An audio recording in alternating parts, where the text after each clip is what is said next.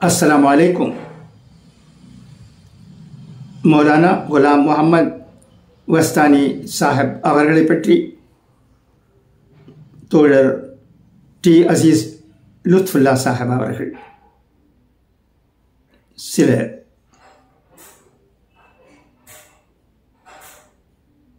விஷயங்களை கூறியிருக்கிறார்கள். அவருடைய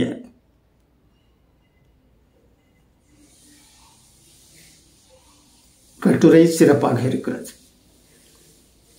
பல விஷயங்களை சேகரித்து அவர் மௌலானாவை பற்றி நமக்கு கூறியிருக்கிறார்கள். மௌலானா அவர்கள் சமுதாயத்துக்கு செய்த தொண்டுகளை பற்றி நானும் வீடியோ மூலமாக கூறியிருந்தேன். இதையும் நீங்கள் அறிவீர்கள். இப்போது டி அசீஸ் லுத்ஃபுல்லா சாஹிப் அவர்கள் என்ன கூறுகிறார்கள் என்பதை வாரும் பார்ப்போம். மௌலானா குலாம் முகமது வஸ்தானவி இறைவனிடம் மீண்டார்.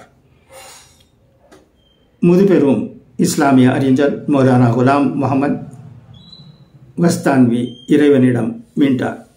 இன்னா லில்லாஹி வ இன்னா இலைஹி ராஜிஊன்.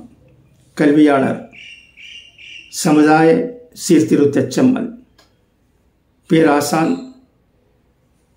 தேர்ந்த நிர்வாகி, இலட்சக்கணக்கானோரின் வாழ்வில் அறிவொளியை பாய்ச்சிய சாதனையாளர் என்று அவருடைய சிறப்புகளை சொல்லிக்கொண்டே போகலாம். குறிப்பாக தொலை நோக்குடன் திட்டமிட்டு அவர் செய்து முடித்த சாதனைகள் மலைக்கச் செய்கின்றன.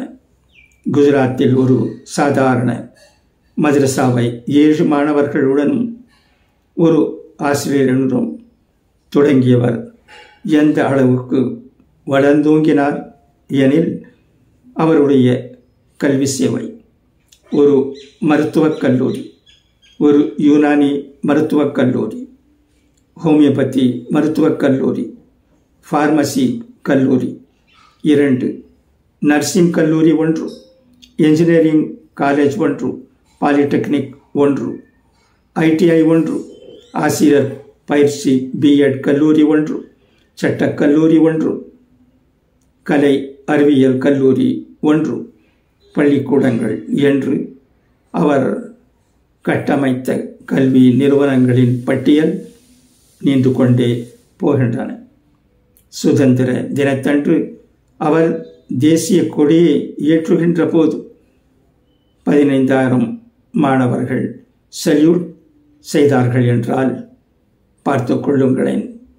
எனக்கு தெரிந்து MBA பட்டம் பெற்ற முதல் ஆலிம் இவர்தான்.